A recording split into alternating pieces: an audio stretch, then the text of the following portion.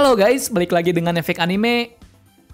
Pada chapter kemarin terungkap banyak misteri yang membuat kita bertanya-tanya. Bahkan sampai chapter tersebut viral di anime per dunia One Piece. Bagaimana tidak, Luffy yang sudah kalah melawan Kaido, tiba-tiba saja meleleh tanpa alasan yang jelas. Dikatakan pula pada panel tersebut Joy Boy telah kembali. Nah, akan dua masalah tersebut menjadikan panel itu menjadi banyak diperbincangkan. Lalu sebenarnya apakah yang terjadi selanjutnya? Apakah Luffy benar-benar Joy Boy atau mungkin asal dari mana bangkitnya buah iblisnya tersebut? Penasaran seperti apa penjelasannya? Berikut ulasan dari kami. Tapi sebelum kita menuju topik utama, jangan lupa untuk klik subscribe dan nyalakan lonceng notifikasinya agar selalu mendapatkan update seputar informasi anime dari kami. Dan berikut penjelasan bangkitnya Awakening serta Luffy adalah Joy Boy versi efek anime.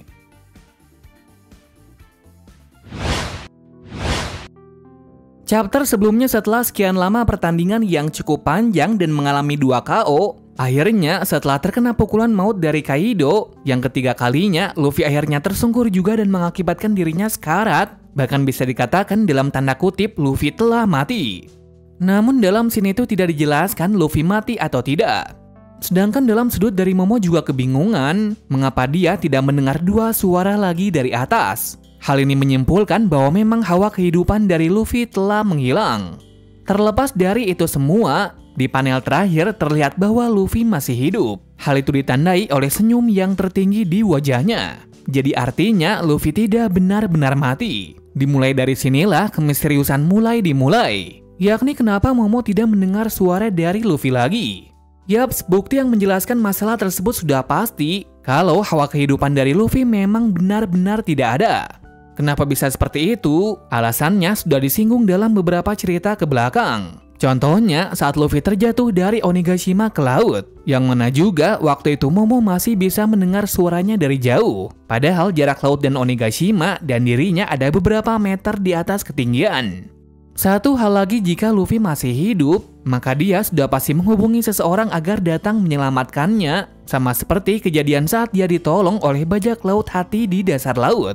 Nah, pada panel terakhir chapter 1043 tampaknya Luffy tidak menghubungi siapapun, dan tiba-tiba saja di bagian kepalanya seperti ada yang meleleh. Tetapi anehnya jika meleleh seperti itu adalah sesuatu yang aneh. Yakni kenapa hanya yang meleleh di bagian kepala saja, kenapa tidak di semua bagian tubuh? Sayang sekali kami belum mendapatkan jawaban tentang hal itu, dikarenakan gambar yang diperlihatkan kurang detail. Jadi di sini kita hanya bisa menganalisis apakah Luffy benar-benar meleleh. Disinilah kami menemukan opini yang sangat menarik, bahwa ada banyak sekali orang yang berpendapat bahwa sesuatu yang ada di kepala dari Luffy adalah kekuatan iblis dari Kaido. Pastinya mendengar teori ini kalian tidak kepikiran bahwa jika hal itu benar-benar bisa dilakukan oleh Kaido.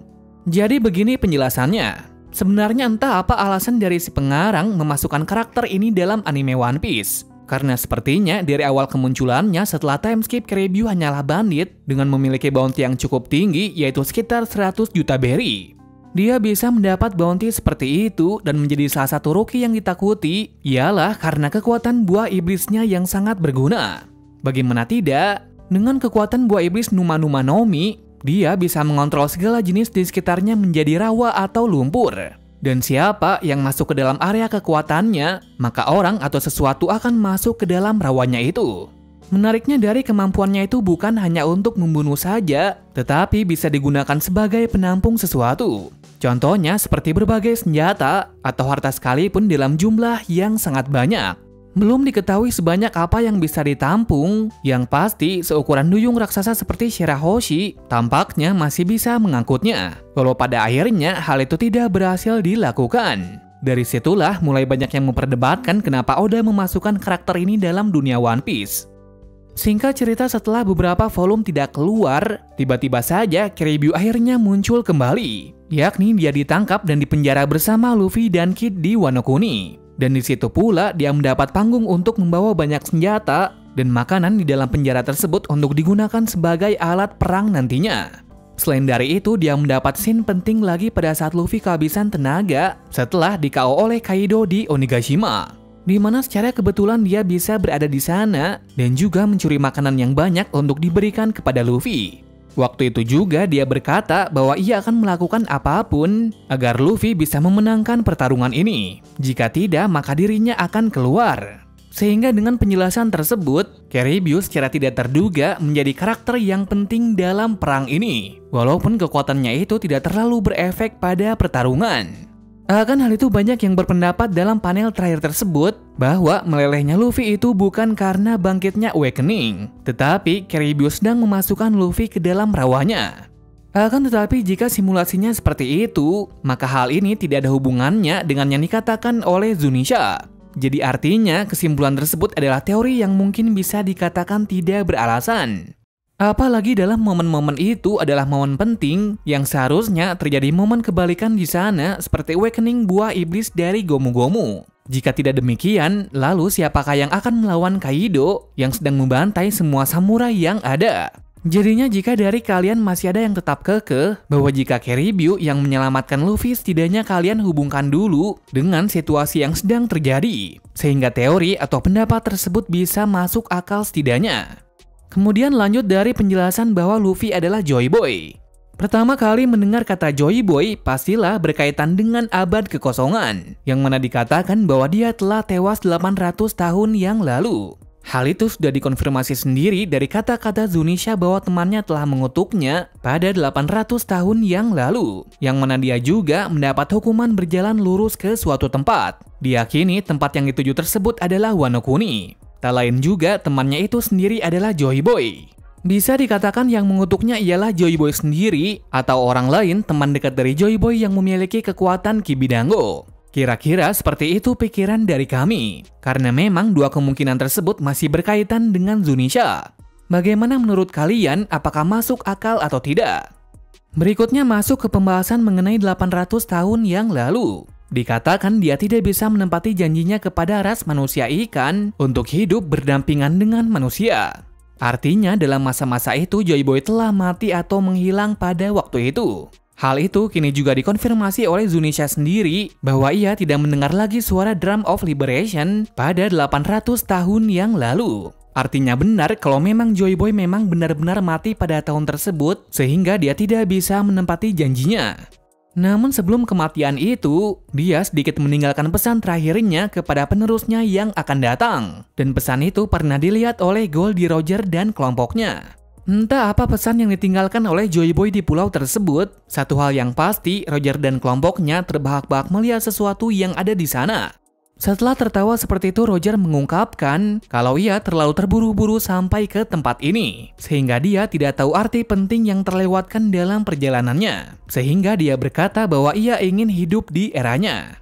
Lalu era keberapa yang dimaksud oleh Roger? Sudah pasti itu adalah era di mana bajak laut Luffy mulai berlayar. Nah, kenapa bisa seperti itu? Karena bukti itu sudah ditentukan dari Toki yang berasal dari 800 tahun yang lalu, menginginkan pergi ke masa depan demi bisa mencapai Pulau Wano Kuni. Akan tetapi, nasibnya tidak sampai di situ, karena hatinya berlabuh pada Oden yang membuatnya tinggal di era dari Roger.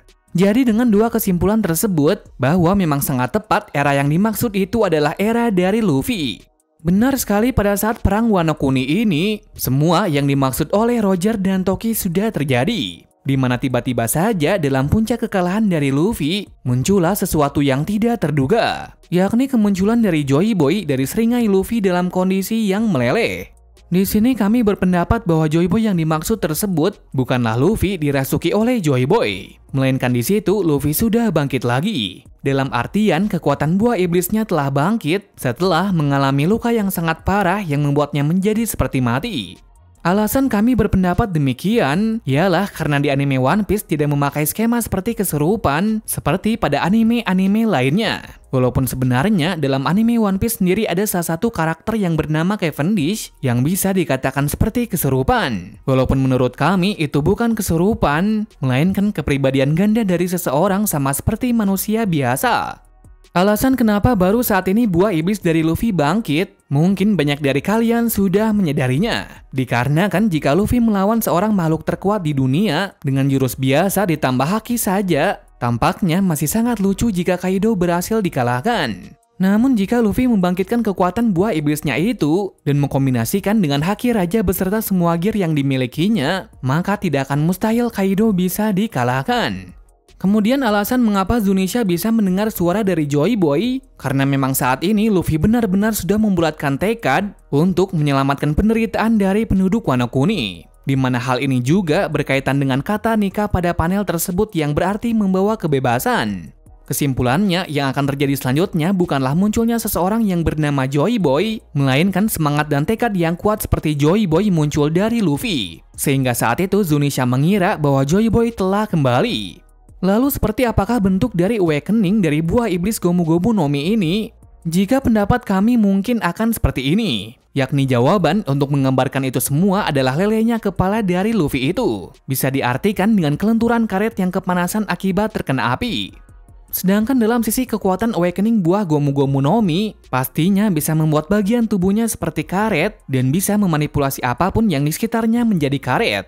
Contohnya seperti Katakuri yang bisa mengubah daerah sekitarnya menjadi mochi.